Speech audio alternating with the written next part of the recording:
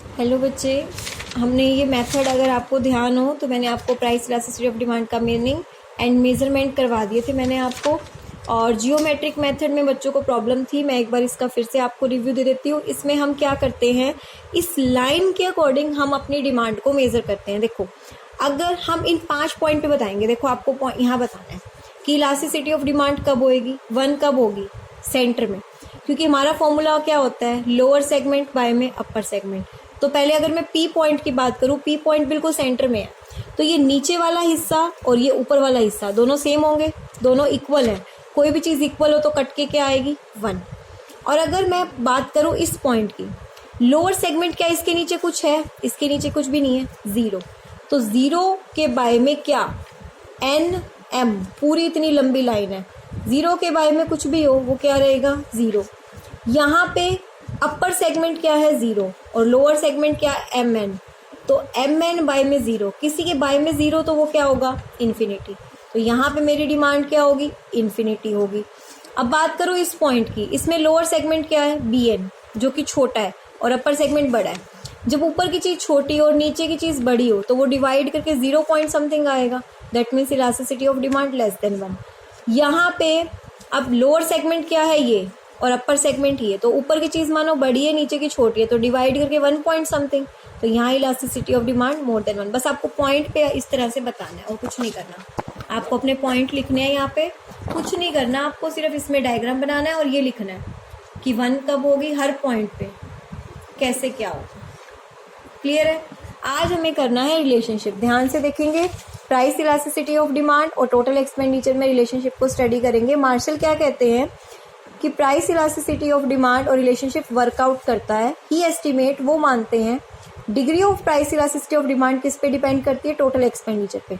ये कहते हैं जो इलास्टिसिटी ऑफ डिमांड है ना, कि वो 1 रहेगा, 1 से ज़्यादा रहेगा या 1 से कम रहेगा, वो डिपेंड करेगा कि एक इंसान टोटल खर्चा कितना करता है, ठीक है, टोटल कितने पैसे मार्केट में लगाता है। तो इन्होंने कहा चलो हम मेज़र करते हैं। इन्होंने देखा कि जब प्राइस बढ़े या कम हो और टोटल एक्सपेंडिचर में कोई भी चेंज ना आए, देखो इन्होंने क्या बोला, ध्यान से समझो, प्राइस बढ़े या कम हो, टोटल एक्सपेंडिचर में नो चेंज, तो इस केस में इलास्टिसिटी ऑफ डिमांड क्या होगी, 1। बस आपको ऐसे याद करना है, यूनिटरी को 1 कहते हैं। अगला केस आपको क्या याद करना है, fall in on price of A commodity and rise in this and fall rise, यानी कि इन्होंने ये बोला, ध्यान देंगे इस चीज़ को। अब इन्होंने कहा प्राइस बढ़ रहा है, टोटल एक्सपेंडिचर क्या हो रहा है, कम, प्राइस कम हो रहा है और टोटल एक्सपेंडिचर क्या आ रहा है, बढ़, यानी कि एक चीज़ तो कम हो रही है और एक चीज़ हमारी क्या हो रही है, बढ़ रही है।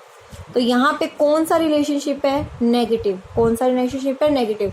जब नेगेटिव रिलेशनशिप हो किसके बीच में, प्राइस और, हमें प्राइस और टोटल एक्सपेंडिचर को कंपेयर करना है। जब प्राइस और टोटल एक्सपेंडिचर में नेगेटिव रिलेशनशिप हो तो इलास्टिसिटी ऑफ डिमांड क्या होगी, मोर देन 1। 2 केस हो गए। तीसरा केस में इन्होंने क्या बोला, प्राइस बढ़े तो टोटल एक्सपेंडिचर भी बढ़ रहा है, प्राइस कम हो तो टोटल एक्सपेंडिचर भी कम हो रहा है, तो इस केस में elasticity of demand less than 1। तो आपको बस ये टेबल बनानी है, प्राइस ले लो, एक ही चीज़ दिखा दो कम होता हुआ, फिर क्वांटिटी लिख दो। ये अपनी तरफ से आपको सोच के लिखना है कि ये रिजल्ट आए। एक में तो आप दिखा रहे हो प्राइस कम हो रहा है पर टोटल एक्सपेंडिचर सेम, 1। प्राइस कम, टोटल एक्सपेंडिचर बढ़ रहा है, मोर देन। प्राइस कम, टोटल एक्सपेंडिचर कम हो रहा है। इसको एक्सप्लेन करने की जरूरत नहीं है, इसी की एक्सप्लेनेशन है। बस आप ये चीज़ एक्सप्लेन कर देंगे अपनी वर्डिंग में और ये टेबल बना देंगे, इसी में ये सब लिख दोगे।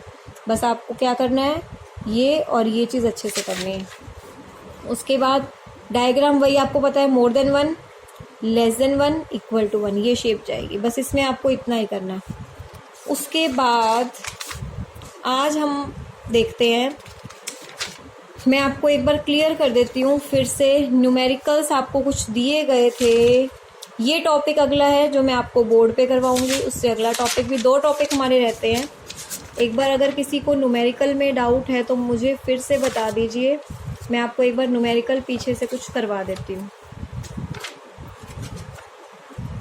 क्योंकि एक बार तो मैं आपको सॉल्व करने के लिए दे चुकी हूँ। अब हम डिस्कस कर लेते हैं कुछ न्यूमेरिकल, जिसको देख के आपको समझ आ जाए कि ऐसा क्यों हुआ। देखिए, इन्होंने हमें यहाँ पे क्या बोला हुआ है, 8 unit of goods are to be demanded. 8 units यानी कि क्वांटिटी हो गई, प्राइस कितना है 7, price 7, demand 8। Price elasticity of demand क्या है आपकी -1, माइनस तो आपको पता है किस लिए होता है 1 है। फिर इन्होंने कहा प्राइस तो हो गया हमारा 8, ठीक है। अब इन्होंने कहा है डिमांड बताओ कितनी होगी। आपको ये पता है जब इलास्टिसिटी ऑफ डिमांड 1 हो तो टोटल एक्सपेंडिचर क्या होता है सेम।